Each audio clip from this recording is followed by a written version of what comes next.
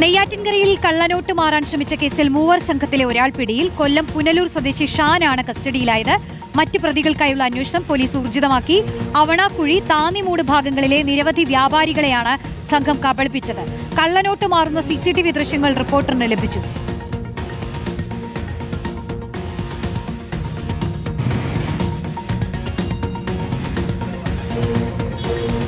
Arun Solomon ചേരുന്നു. അരുൺ, പറയൂ.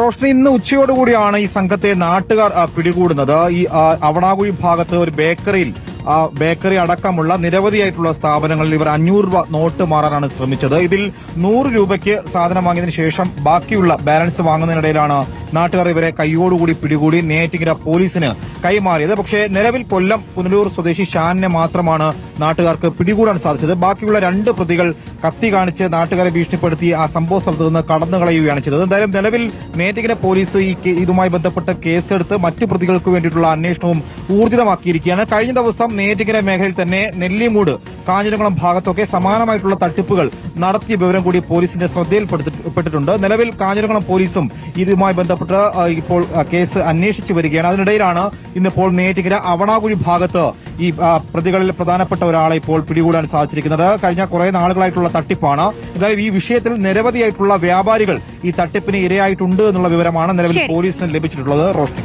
ശരി. അരുൺ സോളമനാണ് വിവരങ്ങൾ നൽകിയത്.